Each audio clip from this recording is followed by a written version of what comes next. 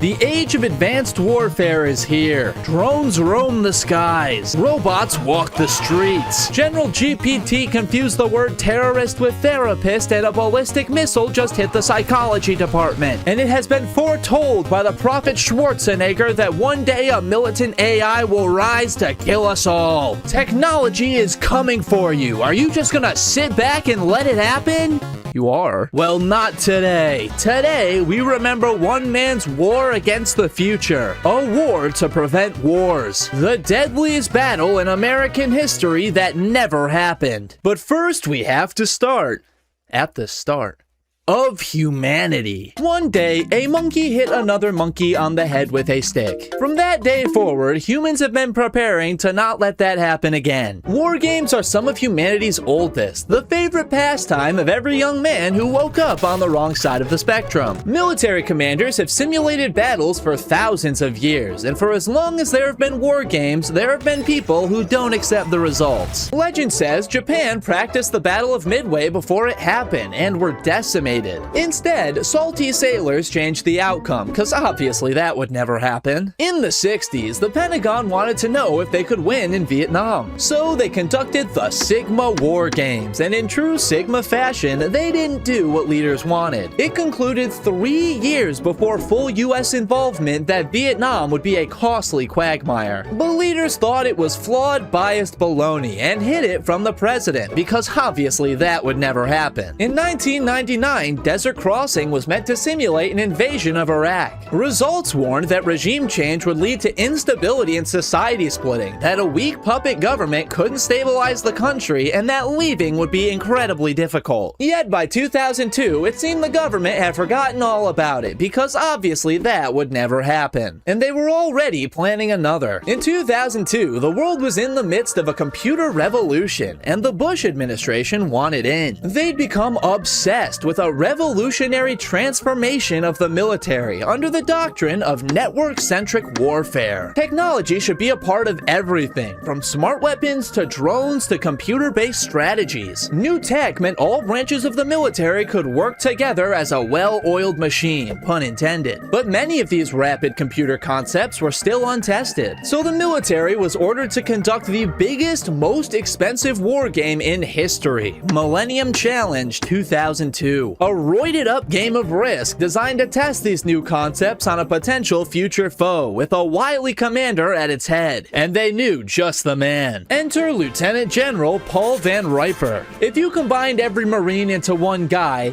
well, he'd probably look like this, but if you cut out the culinary Crayola, this is your man. A lifelong Marine, he served in Vietnam, because of course he did, where he was shot, because of course he was, and still returned, because of course he did. He became the first president of Marine Corps University, which I didn't know existed. I went to college! And later led during the Gulf War. He'd retire in '97 with a load of medals, including a Purple Heart, baby! The perfect man to lead enemy forces in Millennium Challenge. Now, actual war games are a lot different from Hearts of Iron. Millennium Challenge would be a mix of computer-simulated troops and battlefields with live exercises and actual troops. Ships, soldiers, and equipment would be used on bases across the country, appearing live on computers in the simulated battlefields. It was basically a big role-playing game, like Risk and Dungeons & Dragons had the most Tylenol-fueled baby of all time. Everyone would play their role as if the situation was really happening, with dungeon masters guiding the game. Millennium Challenge would be the largest US war game ever, with over 13,500 participants operating from 25 locations, costing $250 million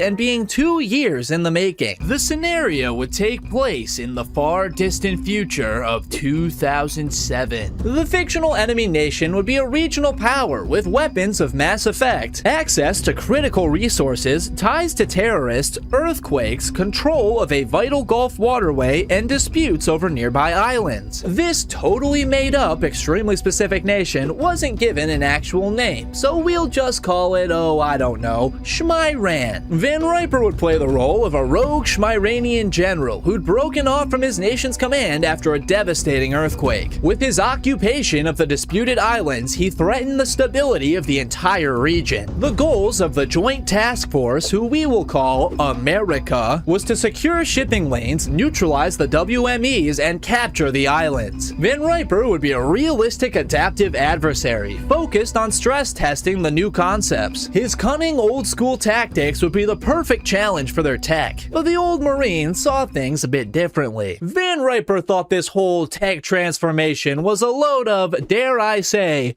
hooey. He was a big critic of Defense Secretary Rumsfeld, claiming his concepts of transformation and information dominance were meaningless slogans that just sounded good on a PowerPoint or in a YouTube video. Van Riper had been disillusioned with vague doctrines and poor use of tech in Vietnam. The computers in Saigon said we were winning the war, while out there in the rice paddies we knew damn well we weren't winning the war. That's where we went astray. He feared the obviously incoming Iraq war would turn out the same way. It was the embodiment of that cringe Fallout line I hate, war never changes. He believed war was fundamentally uncertain, and tech wasn't gonna change that. Frankly, from researching the guy, I don't think he even really liked war games, which is a strange person to put in charge during your war game. Now, I kinda lied in the intro, but I'm a YouTuber and accountability is dead. Van Riper didn't hate technology, but he knew technology was a tool that needed a strategy. If technology was the strategy, it had potential to blow up in their face. Not to mention, the US would be using tech that didn't even exist yet. Since the game was set in 2007, they simulated weapons and equipment that they thought they'd have by then. And even then, they allowed some equipment they knew they would not have by that time, like an airborne laser. It's 2007 and W has the Death Star. Bye-bye, Schmyran. Van Riper had already seen this over-reliance on non-existent tech. In a war game last year, the DMs informed him that the US had destroyed all of his deeply buried ballistic missiles, even though the US commander didn't know where they were. They explained that in the future, the US would just have an advanced radar that could find them. The generals then presented this game to Congress as proof their concepts worked. When Van Riper called BS, he was promised that next year would be free play and honest. Just before Millennium Challenge, organizers even touted their unconstrained enemy, saying Van Riper has the ability to win here. The 3-week war game began in July. Van Riper assumed his role as a rogue Schmyranian general. The situation was grim. His people were still reeling from the earthquake. His ragtag army of soldiers, pirates, and terrorists would stand little chance against Uncle Sam in open battle. His arsenal consisted of only one medium-range missile and a few hundred short-range. His tanks, fighters, and ships would be easily spotted and destroyed by superior US tech, leaving him with only small local boats and planes. The US, on the other hand, was going whole hog, including 2 state-of-the-art carrier battle groups. Generals from all 4 branches made up Joint Command, each the very model of a modern Major General, and it even seemed the game itself was against him. US computers had again discovered his WMEs before the games even started. He wasn't allowed to engage the US at night, even though they could engage him. And yet, even with all these advantages, the US immediately blundered. Diplomacy and negotiations were supposed to be role-played as if it was a real scenario. Yet before the exercises even began, Van Riper received a démarche from the US. This strangely provocative letter basically gave away that the US wanted to fight. Thus, as anyone would in a real scenario, Van Riper fully focused on the military. Despite being on the defense, he knew defense wasn't an option. President W had made it pretty clear that US doctrine was preemptive strike, and if the US struck first, he'd be crushed. No,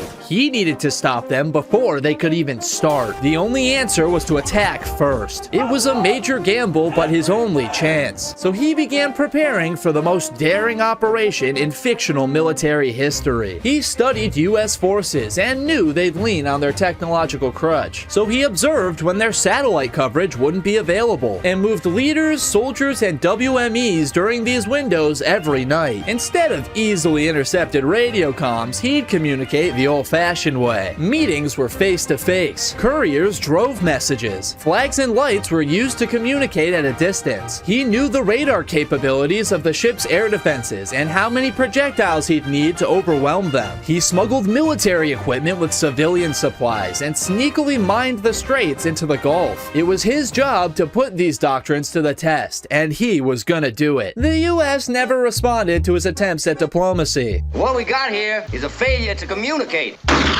And their information campaign of a radio broadcast saying, "We're in the right, surrender or we'll kill you," was not very persuasive. He later criticized that the US didn't seem all too concerned with what civilians thought. I'm sure that's not indicative of anything. But finally, Van Riper received a letter demanding his surrender within 24 hours. They just told the general exactly when to attack. As the simulated sun rose on a warm Schmiranian morning, things were looking up for the Yanks. The DMs had decided that their ships could enter the Gulf unimpeded for some reason. And despite their diplomacy being as absent as your father, all the simulated surrounding nations suddenly supported them. What are the odds? They'd even identified a preemptive attack as their #1 threat, yet their computer systems assured them this wouldn't happen. As one of the carrier groups steamed towards their target, local boats sat fishing in the bay, cargo boats lumbered through the waves, civilian planes flew their same patterns. Everything was normal. As sailors prepared their initial strikes, it seemed the operation could get underway. But on shore, couriers rushed around frantically. Soon, smoke signals rose, lights flashed, flags were waved, and the code word played over the speakers of the minarets. The signals to attack. Suddenly, planes dived out of their routine paths, missiles fired from cargo ships and hidden shore batteries, and a mass wave of small boats came speeding towards the armada, and they hit hard. As air defenses launched from ship decks, the sheer number of missiles and planes overwhelmed them, and explosions began rocking the fleet. The swarm of boats began opening up with machine guns and RPGs. Speedboats packed with explosives gave the warships a kiss from Davy Jones. Quickly, they began taking on water. Waves of missiles and boats slammed into the Navy, sending the unprepared fleet into a panic. Sirens blared, sailors were blown from their ships, and large plumes of black smoke rose over the Gulf. Then, as quickly as it began, it was over. Commanders barely knew what happened. In under 10 minutes, Van Riper had decimated the fleet. 17 ships and over 10,000 men on them were gone. The deadliest single day in American military history. Supply ships, cruisers, destroyers, amphibious assault ships, even the USS Abraham Lincoln, all sunk to the bottom of the sea. Hey there! But of course, none of this actually happened. The battle took place almost entirely in the simulation, and the real sailors probably had no idea their virtual bodies were getting the state fair treatment. Generals, on the other hand, were stunned and kinda pissed. Some complained that a random Middle Eastern power would never act this way. Others argued that computer limitations forced the boats closer than they'd actually be, and to be fair, it was 2002. Those computers probably had the same quality as my streaming camera. You can't leak my awesome brick of uranium that I keep in my room. Yet the war game was over before it began. However, war games are not just simulations, they're training exercises. If you destroy the entire fleet on a computer on the first day, you're not just gonna tell the soldiers, well, that's $250 million down the drain. Alright, everyone get out of here, scram! I missed my daughter's wedding for this. Troops still had to be trained. The fleet would have to be respawned, with only a few minor ships missing. Though a little annoyed, Van Riper thought he'd done his job exposing a flaw. He assumed the US would just come back with a better strategy. But that's where the problems really started. As Van Riper began preparing for the US invasion, the DMs informed him they'd taken over as Commander-in-Chief and that rules would change. He could no longer attack first. He couldn't use his chemical weapons to block their entrance. Not only could he not shoot down paratrooper aircraft, but he had to move his air defenses to places they could be easily destroyed. Since actual troops were only available during certain times, they couldn't afford to be stopped, otherwise they wouldn't be trained. But if that's the case, then it was never really free play at all. Van Riper couldn't be allowed to really test them. And if it was all scripted for training, then his entire purpose was gone. So in protest, he stepped down as commander only 6 days into the exercise, serving as an advisor for the rest. And yet, even after he left, the US continued to blunder. When the invasion came, came, the commanders had forgotten to properly prepare the battlefield, and Marines were slaughtered. So the DMs allowed them to extract peacefully and respawn the troops. They also accidentally shot one of the WMEs, resulting in a chemical spill that killed thousands. Still, the game would be scripted till the end. The DM said the US wasn't strong enough to attack all 4 islands, so they scripted the surrender of 2. The Schmiranian general was moving too much to be found, so the DMs scripted where he'd be so he could get stomped. Even when terrorists shot down a US aircraft, DM said that it had actually just hit a bird and crashed, I guess. When Millennium Challenge ended, organizers had proven what they needed to, and Rumsfeld asked for a report on what they ought to apply to Iraq. Yet try as they may, news of the colossal defeat reached the media. Articles of sunken sailors and scripted skirmishes embarrassed the Pentagon. Generals tried to salvage the situation, claiming that some of their air defenses were actually turned off because of computer errors and that Van Riper was a slick fellow. Though conceding they had learned from it, they were adamant that it wasn't scripted. Until the report came out a few years later in which they admitted it was scripted. In its 752 pages, of which I have read many, they admit certain failures but still gloss over their defeat and other blunders. The report is surprisingly lax on details, only mentioning once that a nuclear submarine defected. Let me repeat that. A United States nuclear-powered submarine changed sides and it was only mentioned once in parentheses. How are you not gonna tell me what happened there? Was there like a mutiny? Was it a reverse hunt for Red October? Come on. Van Riper wrote his own report. He criticized the complete lack of diplomacy, the excessive damage to Schmiran, the disregard for international consequences, and most of all, game restrictions that prevented the concepts from actually being tested. But of course, the report was classified by the military and only released in 2024. So is this proof that the US military is weak and stupid? That small countries are actually stronger than the US? That technology is obsolete, generals are woke, and that's why Russia would win in a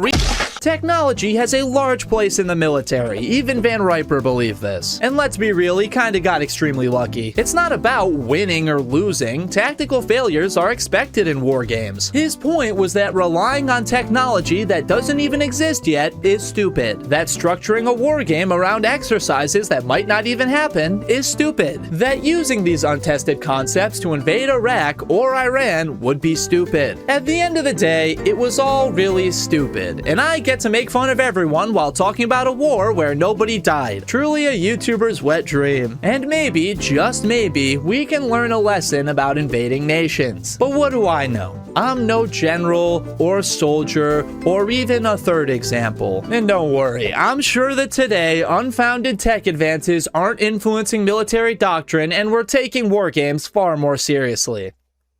Like and subscribe. Bye-bye.